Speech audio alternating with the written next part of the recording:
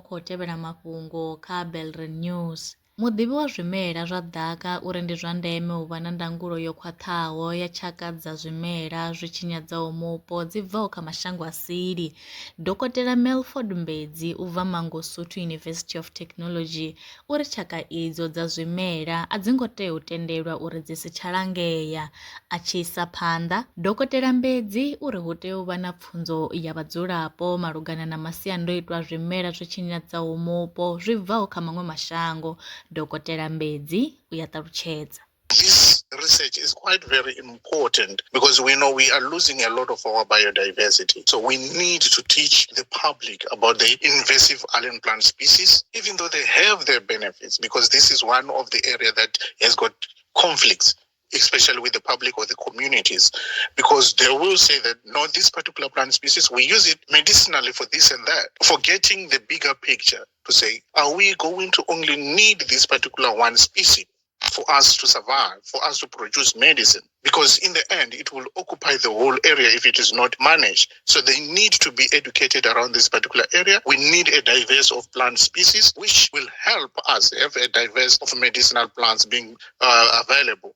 U shuma lwa maḓuvha maṋa kha vhege zwi na mbuyelo kha mutakalo wa muhumbulo wa vhashumi.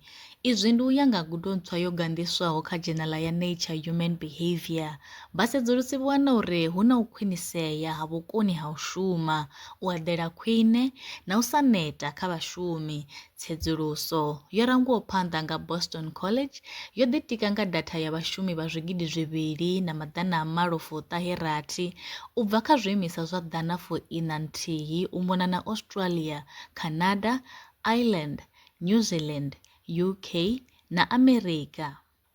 Fulo ḽa mapholisa ḽo ṱanganelanaho ḽa u lwa na zwiito zwa vhutshinyi tshiṱirekini tsha Vhembe ḽo livhisa kha u farwa ha muhumbulelo wa miṅwaha ya 13 malugana na zwe a tshipa ṅwananyana wa miṅwaha ya 14. Ṱhoḓisiso thangeli dzi khou amba uri mme a mupondwa vho foineliwa nga ṱhoho ya tshikolo nga ḽa 13 no ṅwedzi uri vha ḓe tshikoloni u dzhia ṅwana wavho sa vhunga a tshi khou lwala.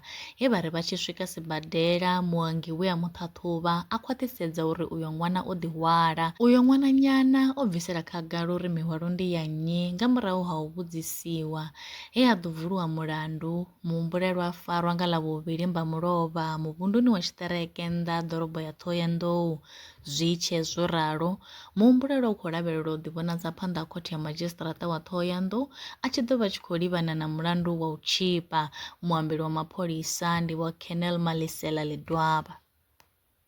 The matter was reported to police, who then opened a case of rape, and members of the Provincial Intervention Team, jointly with Thohoyandou Family Violence, Child Protection and Sexual Offences Unit, activated a manhunt of the suspect. On Tuesday, the 22nd of July 2025, a 30-year-old male suspect was subsequently nabbed at Chitereke village. The suspect will appear before Thohoyandou Magistrate Court soon, facing charge of rape of a minor. Akuguma ngorali mafhungo enda vhafarela one u bva Belren News. Nṋe ndi Pfero Tshizwa Maremba, nṋe na vhone kha ri ṱangane mafhungoni tshifhingani tshiḓaho.